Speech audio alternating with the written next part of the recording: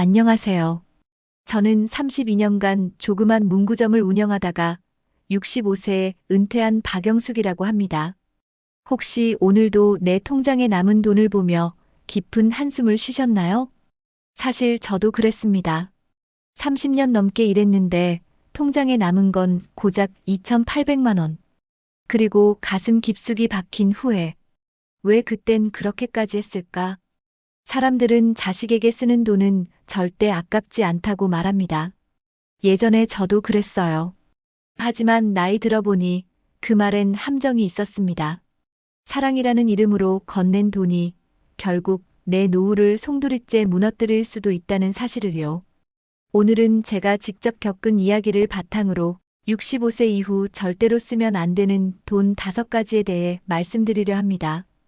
이 이야기를 끝까지 들어주시면 수천만 원의 노후 자금을 지킬 수 있고 무너지지 않는 삶의 기반을 다질 수 있습니다. 모르고 흘려보내면 후회뿐이지만 한 번만 마음에 새겨두면 평생 든든한 지침이 될 겁니다. 주제가 마음에 드신다면 무료 구독과 좋아요로 함께 해주세요. 다음 영상을 만드는데 큰 힘이 됩니다. 그럼 지금부터 시작하겠습니다. 첫 번째 후회, 자녀 결혼 비용 전액 지원. 제 인생에서 가장 큰 돈 실수는 2년 전 딸 지연이의 결혼을 앞두고 벌어졌습니다. 엄마, 웨딩홀 계약금이 좀 모자라서. 그리고 신혼집 전세도 조금만 보태주실 수 있어요? 결혼하면 바로 갚을게요. 그 말에 저는 아무 망설임 없이 고개를 끄덕였습니다. 남편 없이 혼자 키운 딸인데 결혼식만큼은 풍성하게 해주고 싶었거든요. 그렇게 저는 그동안 모아둔 예금 3천만 원, 적금 2천만 원, 그리고 카드론까지 해서 총 7천만 원을 지원했습니다. 딸은 정말 고마워했어요. 하지만 문제는 그 다음부터였습니다. 사위는 프리랜서라 수입이 불안정했고 지연이 역시 결혼 후에는 일을 그만두겠다며 전업주부가 됐어요. 몇 달 뒤 생활비가 부족하다고 다시 연락이 왔습니다. 엄마 미안해요. 우리 이번 달 카드값이 좀 많이 나왔어요. 한 번만 도와주시면 안 될까요? 그렇게 저는 또 50, 100씩 보내기 시작했죠. 처음에는 한두 번이었는데 어느새 매달이 되어 있더라고요. 그러다 제 카드값이 밀리고 자동이체 되던 공과금이 빠져나가지 않게 되면서 그제야 현실을 깨달았습니다. 내가 지금 뭐 하고 있는 거지? 내 노후를 지켜야 할 돈이 왜 자꾸 자식의 생활비로 빠져나가고 있는 거지? 딸이 밉진 않았어요. 다만 제가 제 삶을 책임지지 못했다는 사실이 너무 부끄러웠습니다. 그때서야 깨달았어요. 자식을 사랑하는 마음과 자식에게 모든 걸 퍼주는 건 전혀 다른 이야기라는 걸요. 65세 이후 자녀의 결혼 자금이나 생활비로 큰 돈을 쓰는 건 당신 노후의 숨통을 조이는 일입니다. 당신이 가진 마지막 버팀목이 자식에게 건넨 순간 사라질 수도 있는 돈임을 명심하세요. 자식에게 이제는 엄마 노후를 지켜야 한다고 말하는 건 결코 나쁜 게 아닙니다. 오히려 그게 진짜 성숙한 부모의 모습일 수 있어요. 두 번째 후회, 체면 때문에 흘러나간 돈. 박 여사님, 이번 주 토요일에 우리 아들 결혼해요. 오시죠? 아, 그래요? 꼭 갈게요. 얼마 준비하면 될까요? 그렇게 대화가 끝나고 난 뒤 저는 깊은 한숨을 내쉬었습니다. 통장 잔고가 580만 원. 그런데 다가오는 결혼식이 3건. 이번 달도 또 빠듯하겠구나. 한때는 이 동네에서 제법 이름난 문구점을 했고 단골 손님들과의 관계도 두터웠죠. 문제는 그 인간관계가 은퇴 후에도 계속 비용으로 남았다는 겁니다. 특히 경조사비. 그건 마치 끝도 없이 이어지는 의무처럼 다가왔어요. 저는 예전에 체면을 중시하던 사람이었습니다. 누가 내 결혼식에 30만 원 냈으면 나는 최소한 30만 원. 부고장을 받으면 좋아하는 기본, 조의금도 넉넉하게. 이런 식으로 한 달에 경조사비로만 30만 원에서 40만 원씩 나갔습니다. 현역 때는 그래도 장사 수입이 있었으니 큰 부담은 없었어요. 그런데 은퇴하고 보니 사정이 달라졌습니다. 국민연금 85만 원과 기초연금 30만 원, 총 115만 원이 저의 전부. 거기서 월세 내고 식비 쓰면 남는 게 거의 없습니다. 그런데도 누군가의 결혼식 초대장, 장례식장 보고 문자가 올 때마다 저는 습관처럼 봉투를 꺼냈습니다. 그러던 어느 날이었습니다. 통장에 47만 원이 남아있던 날 아침 우편함에 초대장 2장이 들어있었습니다. 전 단골 손님의 딸 결혼식과 이웃의 조카 결혼식. 도대체 내가 언제까지 이렇게 살아야 하지? 그날은 정말 울었습니다. 남보기에 좋은 사람이 되는 게 내 삶을 이렇게 고단하게 만들 줄이야. 그날 밤 저는 결심했습니다. 이제부터는 체면 대신 생존을 선택하자고. 다음 날 저는 용기 내어 전화를 걸었습니다. 정말 축하드립니다. 그런데 제가 지금 몸과 마음이 좀 지쳐 있어서 이번엔 어렵겠어요. 마음으로 축하드릴게요. 처음엔 너무 부끄러웠습니다. 이 사람들 나를 속 좁은 사람으로 보지 않을까 걱정도 됐죠. 그런데 의외로 돌아온 반응은 따뜻했습니다. 아이고, 말씀만으로도 충분해요. 건강 챙기세요. 마음만으로도 고마워요. 그 말을 듣는 순간 저는 울컥했습니다. 내가 이렇게까지 돈을 쓰며 지켜야 했던 체면이 과연 뭐였을까? 그날 이후 저는 계산기를 두드려 봤습니다. 30년 동안 한 달에 평균 35만 원씩 경조사비로 썼다면 약 1억 2,600만 원이더군요. 그중 절반만 남아 있었어도 지금쯤 전세방으로 이사가고도 남았을 겁니다. 65세 이후에는 체면보다 생존입니다. 경조사비, 부조금 내 여유 안에서 쓸 수 있을 때만 내야 합니다. 돈으로만 관계를 유지하려 하지 마세요. 진심 어린 말 한마디, 작은 손편지, 진심이 담긴 전화 한 통이 오히려 더 오래 갑니다. 진짜 나를 아껴주는 사람은 내 경제 사정을 이해해주는 사람입니다. 그리고 나 자신의 삶을 지키는 선택을 할 줄 아는 것도 성숙한 어른의 모습입니다. 세 번째 후회, 고수익 투자. 여러분은 혹시 이런 문자를 받아보신 적 있으신가요? 원금 보장, 월 10% 고수익, 은퇴자 전용 연금형 투자 상품 안내. 처음엔 의심이 되지만 설명을 듣다 보면 왠지 가능할 것 같은 마음. 저도 그렇게 시작했습니다. 그리고 제 노후 자금은 사라졌습니다. 작년 가을이었습니다. 저는 동네 복지관에서 열리는 은퇴 설계 강좌에 참석했어요. 강의가 끝난 뒤 한 중년 남성이 제게 다가와 명함을 내밀었습니다. 안녕하세요. 저는 노후 자산관리 전문 상담사 김도영입니다. 오늘 강의 내용에 공감하셔서 따로 더 설명드릴 게 있는데 시간 괜찮으실까요? 그는 제 또래 어르신 2분을 데리고 인근 카페로 자리를 옮겼고 거기서 본격적인 이야기가 시작됐습니다. 요즘 은행 이자 3%나 4% 가지고는 살기 힘드시잖아요. 저희는 부동산 담보형 사모투자 상품을 운영합니다. 원금은 부동산으로 100% 보장되고 매달 확정 수익이 입금됩니다. 평균 월 10% 수익, 연 120%. 안정성 검증 완료. 그는 태블릿으로 수익 인증 내역을 보여줬고 같이 있던 2 어르신도 입을 모아 말했어요. 나도 여기 투자했는데 정말 매달 꼬박꼬박 들어와요. 은행은 이자도 작고 답답해서 안 가. 저는 솔깃해졌습니다. 통장에 남은 4천만 원. 이대로 두면 금방 바닥날 것 같았고 저도 매달 40만 원씩만 생겨도 숨통이 트일 것 같았거든요. 결국 저는 그 자리에서 계약서에 서명했고 며칠 뒤 2천만 원을 송금했습니다. 첫 달 약속대로 200만 원이 입금됐습니다. 2번째 달도 들어왔고 저는 조금 더 넣었습니다. 남은 2천만 원까지 몽땅 투자한 거죠. 총 4천만 원. 제 마지막 노후 자금이었습니다. 그런데 3번째 달 입금이 늦어졌습니다. 전화했더니 정산 시스템 점검 중이라며 일주일만 기다려달라더군요. 하지만 그 이후 전화는 꺼져 있었고 명함 속 주소로 찾아간 사무실은 텅 비어 있었습니다. 경찰서에 가서 피해 신고를 하려는데 그곳엔 저처럼 속은 노인들이 이미 수십 명. 그 투자회사는 이미 몇 달 전부터 경찰의 수사 대상이었고 사장은 해외로 도피한 상태라고 했습니다. 순간 숨이 막혔습니다. 내 노후가 끝났구나 싶었어요. 그때 딸이 저를 꼭 안아주며 말했습니다. 엄마, 이제 괜찮아. 돈보다 중요한 건 엄마 몸과 마음이야. 하지만 제발 다시는 그런 투자하지 마세요. 딸의 그 한마디에 눈물이 왈칵 쏟아졌습니다. 제가 배운 교훈은 분명합니다.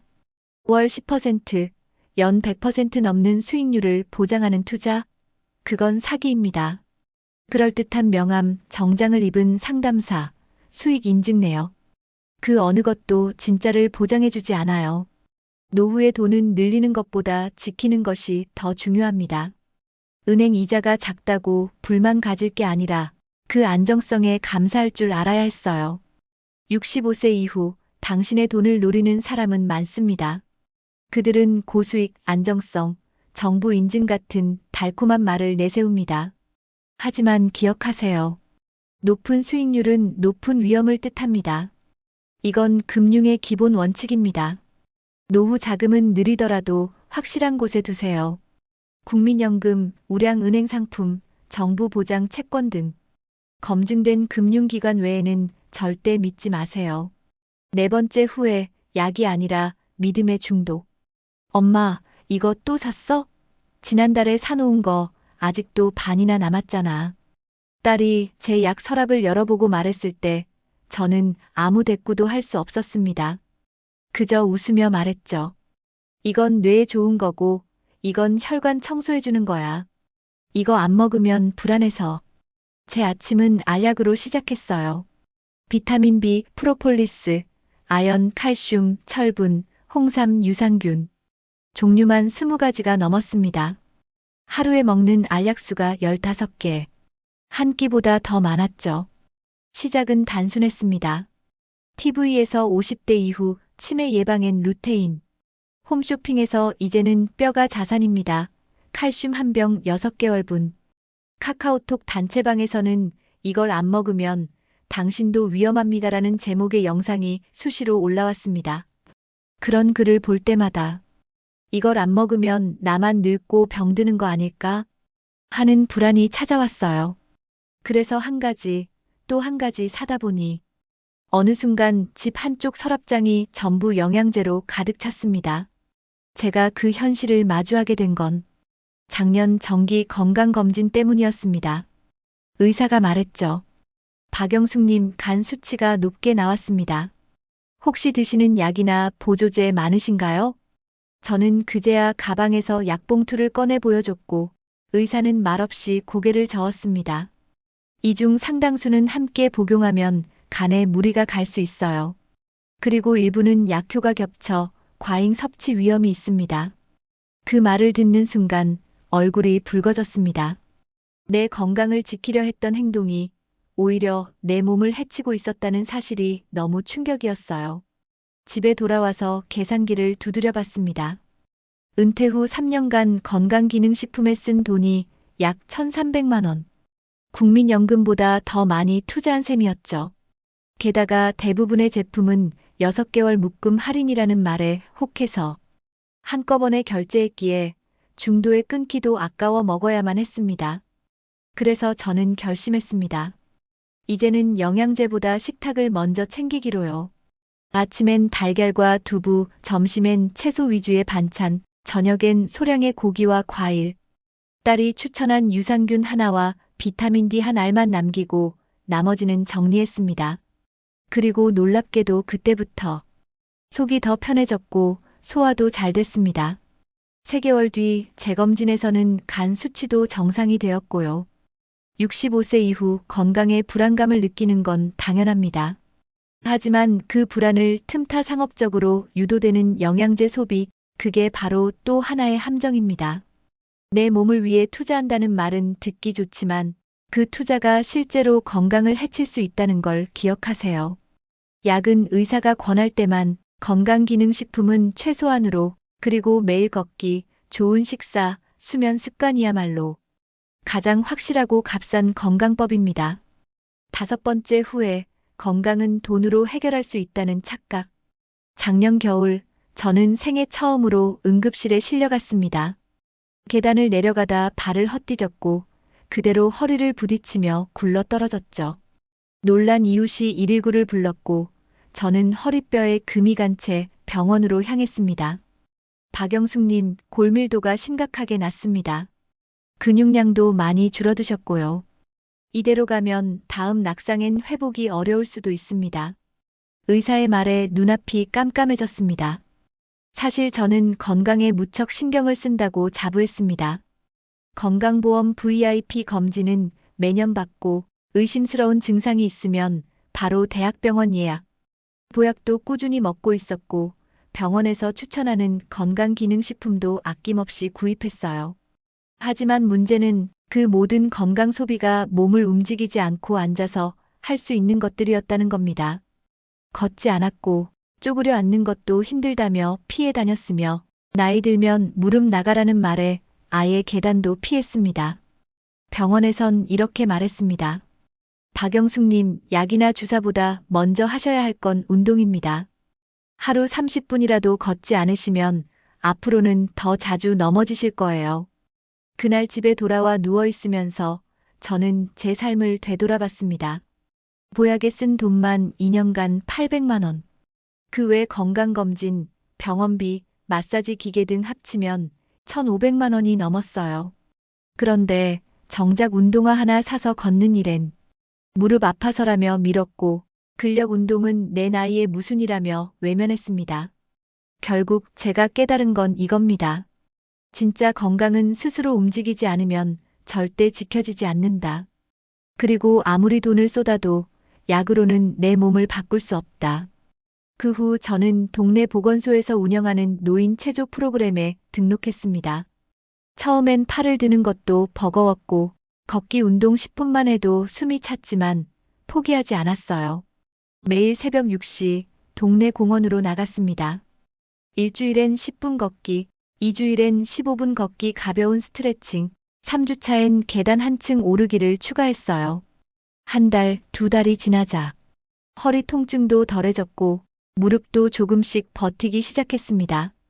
6개월 후 보건소 근육량 검진에서 제 수치가 동년배 대비 양으로 바뀌었다는 말을 들었을 땐 눈물이 날 뻔했어요. 의사 선생님이 이렇게 말했습니다. 박영숙님, 지금 하시는 운동 그대로만 꾸준히 하세요. 어떤 약보다 좋은 건강 유지법입니다. 건강을 지키는 데 있어 병원, 약, 보약, 기계보다 우선해야 할 것은 내 몸을 움직이는 것입니다. 65세 이후 통장 잔고도 중요하지만 진짜 잔고는 근육 잔고입니다. 근육이 있으면 넘어지지 않고 부상도 피하고 병원 갈 일이 줄어들며 자립적인 생활을 오래 유지할 수 있습니다. 이제 저는 영양제에 쓰던 돈의 일부를 운동화, 신선한 식재료, 단백질 위주 식사에 씁니다. 하루 30분 걷기, 주 3회 근력 스트레칭, 수면과 식사 습관 유지. 이 세 가지는 저에게 무엇보다 확실한 건강 보험이 되어주고 있어요. 이렇게 제가 65세 이후에 겪은 가장 후회스러운 5가지 지출에 대해 이야기 드렸습니다. 자식 결혼 비용, 체면에 눌린 부조금, 수상한 투자, 불안에 의존한 건강기능식품, 그리고 건강을 돈으로 살 수 있다는 착각까지. 이 5가지 모두 그 순간에는 사랑, 의리, 투자, 건강, 배려라는 이름을 붙이고 있었지만 결과적으로는 제 삶을 갉아먹는 결정들이었습니다. 그때는 몰랐습니다. 내가 내 돈을 쓴 것이지만 그 돈이 내 삶을 더 힘들게 만들 거라고는요. 하지만 이제는 압니다. 노후의 기준은 달라져야 한다는 걸요. 젊었을 땐 남 눈치 보며 살았고 자식 먼저 챙겼고 체면과 인맥을 돈으로 메웠고 건강은 약으로 해결할 수 있다고 믿었습니다. 하지만 65세 이후에는 나를 위해 사는 연습이 필요합니다. 조금 덜 줘도, 조금 덜 꾸며도, 조금 덜 챙겨줘도 괜찮습니다. 중요한 건 지금의 내 삶이, 내 마음이, 내 몸이 편안한가입니다. 지금 저는 과거보다 돈은 덜 벌지만 훨씬 덜 불안하게 살아갑니다. 절제와 선택은 노후의 가장 강력한 방패가 됩니다. 내가 쓰는 돈 하나하나가 앞으로의 10년, 20년을 지탱해주는 자양분이라는 걸 이제는 알게 됐거든요. 혹시 지금 이미 늦은 거 아닐까? 나는 너무 많이 흘려보냈어. 생각하시는 분이 있다면 이 말씀을 꼭 드리고 싶습니다. 지금부터가 진짜 시작입니다.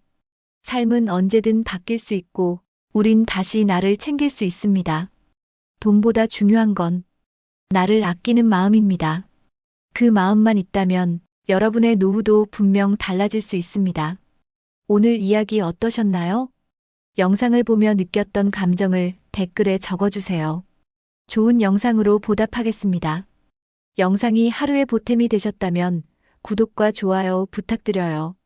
작은 관심이 다음 영상을 만드는데 큰 힘이 됩니다. 여러분의 앞날에 행복만 가득하길 바라겠습니다.